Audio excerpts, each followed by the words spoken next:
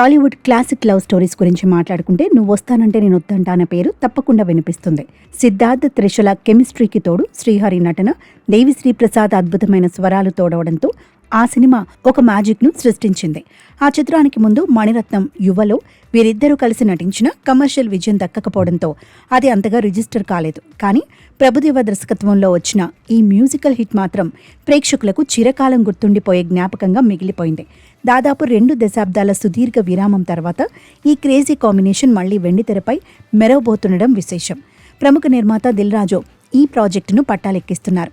ఒక నూతన దర్శకుడిని పరిచయం చేస్తూ కథలో అధిక భాగం విదేశాల్లోనే సాగేలా భారీ ప్లానింగ్ జరుగుతోంది. ఈ సినిమాలో సిద్ధార్థ్, త్రిషలతో పాటు మరో యువ జంట కూడా ప్రధాన పాత్రల్లో కనిపిస్తారని సమాచారం.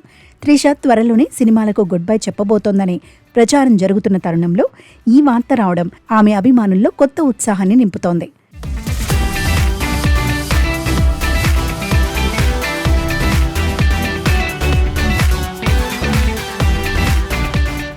సిద్ధార్థ్ కెరియర్ పరంగా చూస్తే ఆయన చాలా కాలంగా ఒక బలమైన విజయం కోసం ఎదురు చూస్తున్నారు. గతంలో వచ్చిన టక్కర్, చిన్నా లాంటి సినిమాలు నటుడిగా గుర్తింపు తెచ్చినప్పటికీ బాక్సాఫీస్ వద్ద ఆశించిన స్థాయిలో ప్రభావం చూపలేకపోయాయి.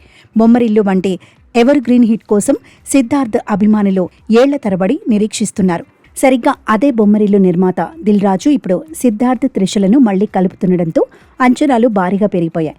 ఈ చిత్రాన్ని తెలుగుతో పాటు తమిళంలో నేరుగా తీస్తారా లేక డబ్బింగ్కే పరిమితమవుతారా అనే విషయంలో స్పష్టత రావాల్సి ఉంది.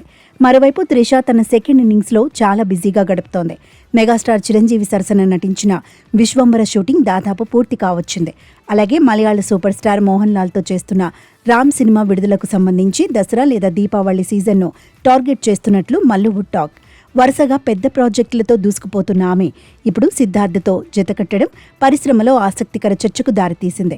పాత జ్ఞాపకాలను నెమరు వేసుకునే వింటేజ్ సినీ ప్రియులకు ఈ కలయిక గొప్ప కానుకని చెప్పవచ్చు.